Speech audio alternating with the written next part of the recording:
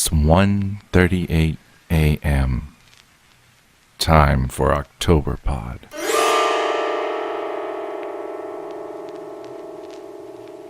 Good morning. This is Edward October, and very happy I am to be back behind the microphone and back on YouTube. Back with old friends like Jessica Good, who served as our story consultant. Back with new friends like this morning's guest narrator and distinguished alumna of Broken Pieces podcast, Miss Gillian Fitzgerald. A small magazine called Lullaby Hearse presented this morning's story for the first time in 2003. A lot of people came out right then and there and hailed it as a classic of the medium. Nobody argued the point. It's therefore gratifying to adapt this piece for our own distinguished anthology of spook shows.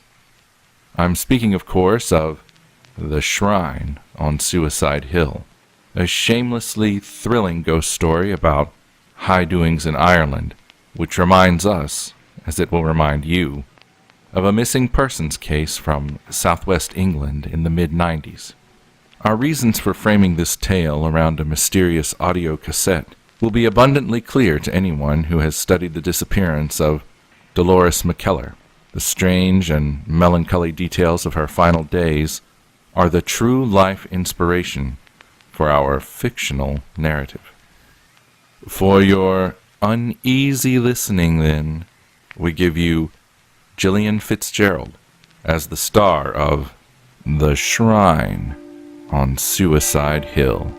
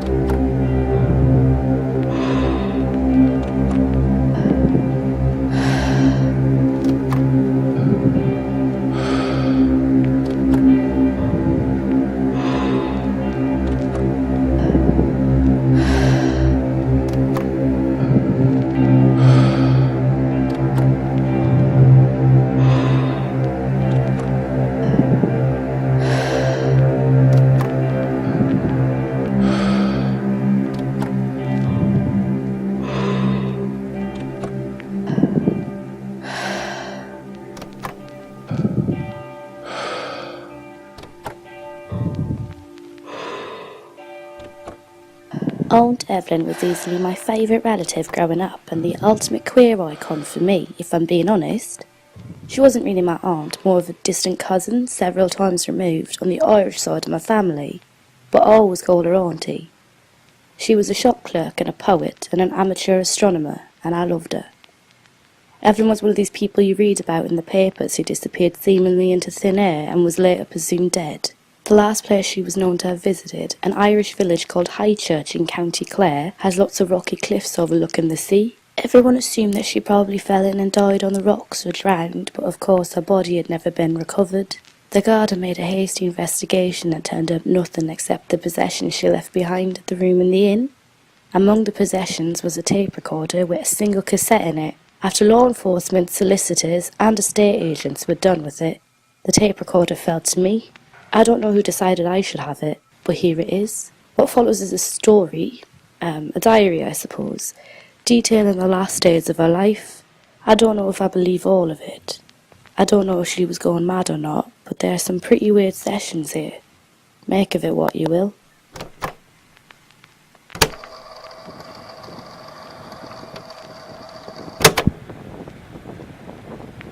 Hello, Georgia. It still feels daft to me, all of this, making these tapes for you. Still, it helps a little. I arrived in the village of Highchurch today. It's an awful thing, darling. Slouching like an unkept nest of crumbled houses. Slouching like an unkept nest of crumbling houses and little shops. The shrieks of gulls and naughty children everywhere. But I feel as if I've dreamt of this place for so long. And now I'm here, haven't I? No, we're here. You're still with me even though you're not with me. Today that tacky old flat in Dublin seems a billion miles away. A billion miles behind me and that cemetery hill looming just ahead of me. So as soon as I arrived, Georgia darling, there were bands of freckled children chasing my car through the centre of town. One of the little bastards had a toad and he smashed it to death on the windshield of the car. I was mortified, as you can imagine. I asked to see his mum and he just laughed and he said, "You can't do anything to me, miss, I'm an acolyte." I told him I didn't give a damn what he was. Then he said something really odd. "It won't go well for you at all, musing up the acolytes." And then he laughed at me. I won't be mocked. You know that about me, Georgia. I'll not be mocked. Not by you or anyone else. So I just found the public house, a rare talent of mine. The Seaman's Shanty, it's called. It's greasy and the yellow air smells of stale beer. We've gotten pissed at a million pubs like it, haven't we, darling?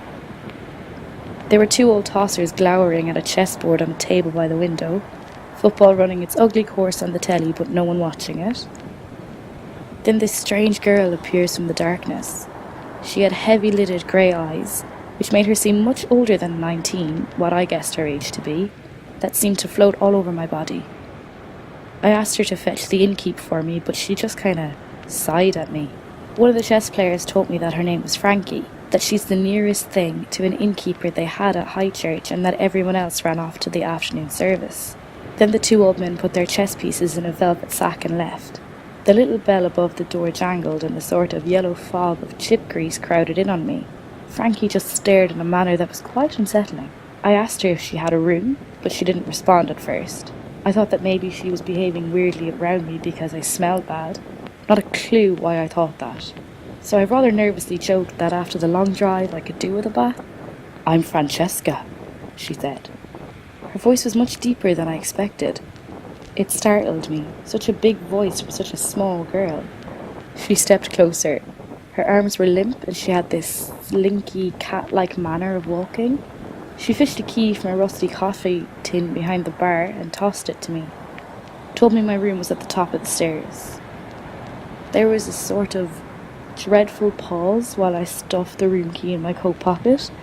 Then Frankie stretched her arms and leaned against the bar, mashing her tiny breasts against it. She was sniggering. They're all mad, I thought. You alright? Does your stomach hurt, love? Frankie either didn't hear me or didn't want to hear me. She began to grunt again, soft and breathy like,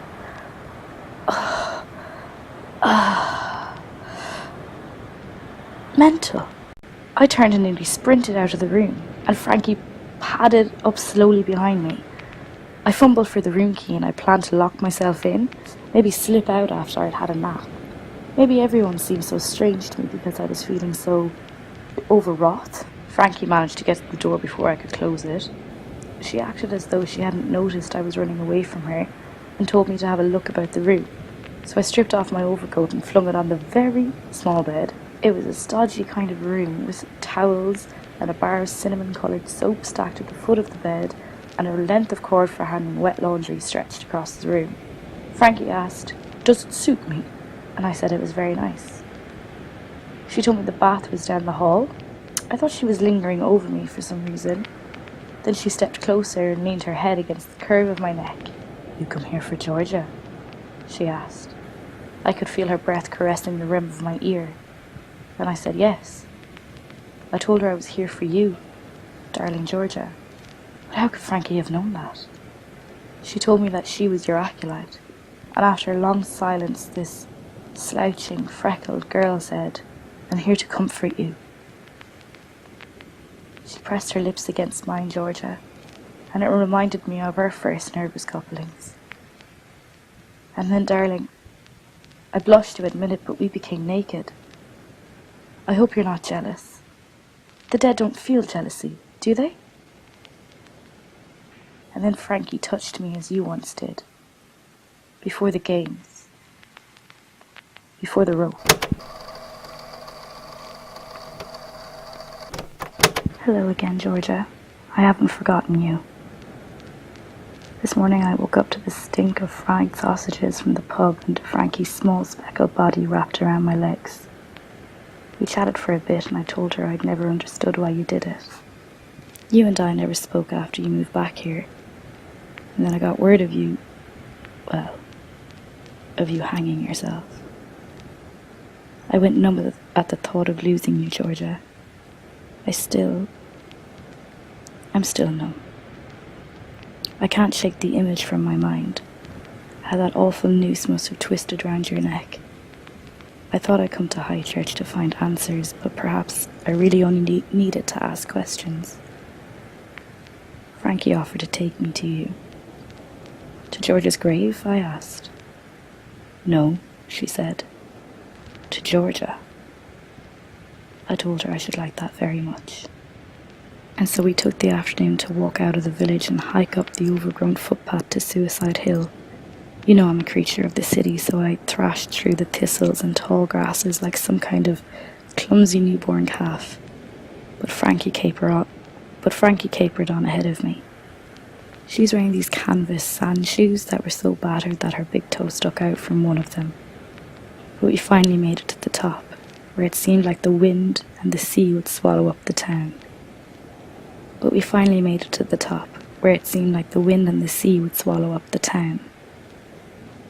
From the back of the hill, or rather the side not facing the sea, one could see nothing but the shrine and the scores of grey head crowded at its feet. The grave markers were rough slabs of crudely etched stone. The shrine itself poked out of the earth like the spire of a cathedral, or a giant finger pointed at the sky. It looked like it had stood for eons, and I reckon it could stand long after the last traces of High Church have been erased. There were grooves in the spire that resembled a winged fish, with lots of other runic symbols. I asked Frankie what they meant, and she only shrugged. Then I asked her why they called it Suicide Hill. Do you only bury suicides here? Frankie shrugged again. I mean, is there another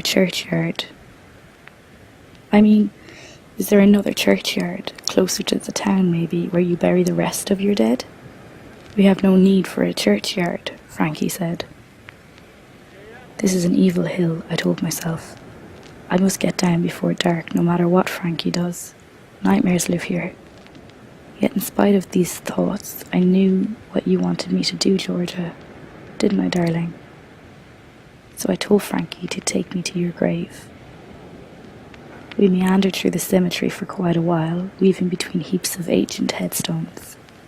Each one had a rune or a series of runes decorating it, but no names, no dates. Then Frankie jabbed a finger into the ground to indicate your resting place. I'd hate to have been buried there, darling. It looks so sad with all those rocks and thistles. You were lovers? Frankie asked. I said yes. And then she left me alone with you, Georgia, darling. But she warned me to be back in town before dark. Nice touch, that. Very hammer horror. I knelt over your grave, wondering what to do. Wondering what to say. I suppose I've been speaking to you for ages on this tape recorder, but when I was face to face with you earlier today, the words wouldn't come. Then a snatch of white cloth staked past in the distance. I snapped my head to the side and saw grey skies, trembling thistles, and finally white cloth floating on choppy air. I was frightened and ran back up the path as far as the shrine. And when I looked back down at your grave, do you know what I saw? I saw a pretty girl, not Frankie, not by a mile, wrapped in white gauzy dress, standing over your headstone. Black hair undulating in the breeze just like jellyfish tentacles. A black scarf tied tight around the neck to conceal the mark of a noose. I've memorized your curves, darling. Was that you, Georgia? Was it?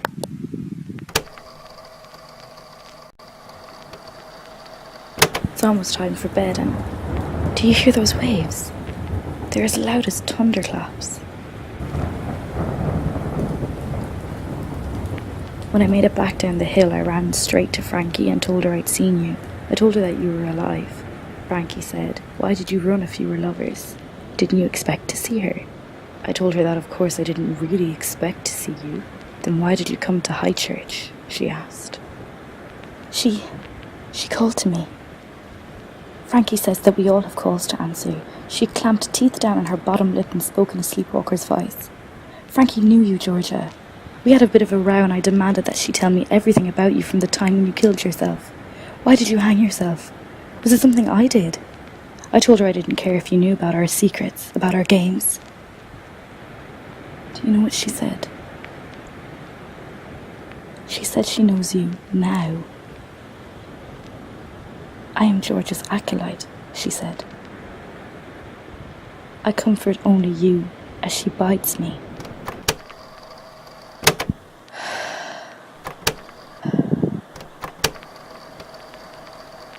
So Frankie is no longer here.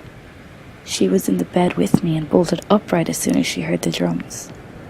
We all have a call to answer and walk stark naked up to the shrine. I wonder just how many drums there are. So I just threw open the shade and there's hundreds of flames up on Suicide Hill. I can see Frankie now, but there are other kids, aged about 19 or 20 like her, walking with her. All naked. Their hands are clasped. Christ, this is weird. These are the acolytes, aren't they, Georgia? All of them.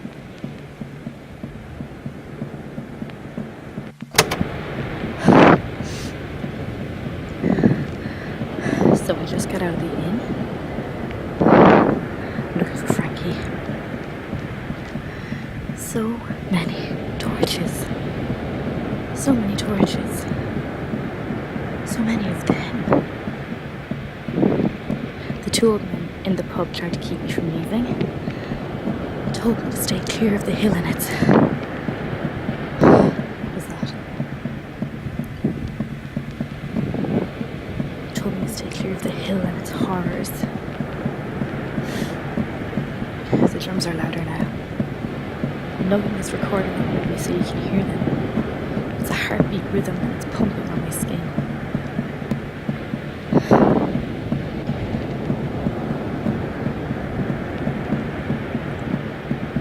So there's a thicket of acolytes here. They all look at the point of shagging one another. I think I see Frankie by George's grave. She's the only one without a partner. She's lighting a flame.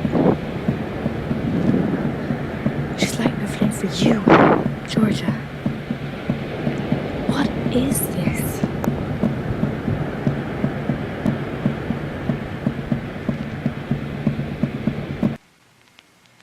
And that's the end of it. As far as we know, those were the last words she ever spoke. The Garda didn't find any evidence of any ritual that might have taken place in High Church during Aunt Evelyn's stay there. But what's more, no one's even sure that her partner, Georgia, was even buried there. Some folk claim that she was buried next to her parents in Limerick. I need to check on that. There's one last curious thing. When I received Aunt Evelyn's tape recorder, years after the Garda were finished with it, there was a small newspaper clipping attached to it. Scientists have confirmed that two black holes, GS49K and QP97W, were on a collision course. Scientists predict the black hole could collide within the next 6,000 years. The scientific community continues to debate the effect this event may have on our solar system.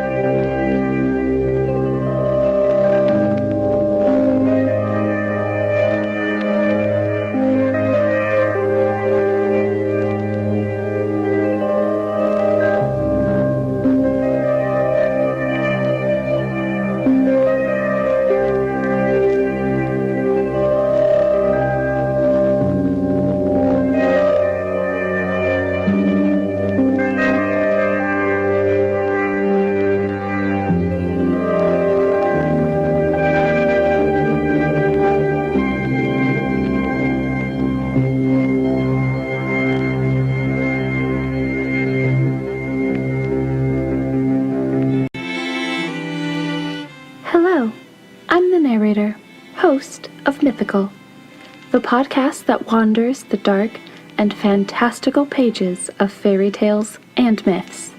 In each episode, I read a dark and original fairy tale. Along with the story, I also add my own commentary on the side. I add sound effects to bring the story to life and give a little bit of history on how the tale may have changed over the years. You can find Mythical on all popular podcast apps. Have a magical day, and I'll see you soon. Hi, this is Edward October for Octoberpodvhs.com, here to tell you what people are saying about our true crime podcast. A thread store in Arizona says, too much dribble and slang. These ladies obviously enjoy their own humor and sound high. Hey, at least they called you ladies. Benny from Idaho says, your topics are so appealing, but a 3-person pod is difficult enough to follow without banter? Our true crime podcast only has 2 people? Wait. Where's the other 100 5-star reviews? Can somebody give me the 5-star reviews? Okay, here we go. Much better. Luscious Lee says, stand up, 5 stars. You girls are funny AF. I especially love the me and Mrs. Jones rendition you sneak into the recording. Cherry G107 says, I struggle finding a new podcast, and so far, I've been hooked to you guys' podcast. Keep up the good work. Thumbs up, smiley face. Our true crime podcast, 2 girls, 1 story, and lots of bad renditions of songs you love. Available on your favorite podcatcher. Go binge it today.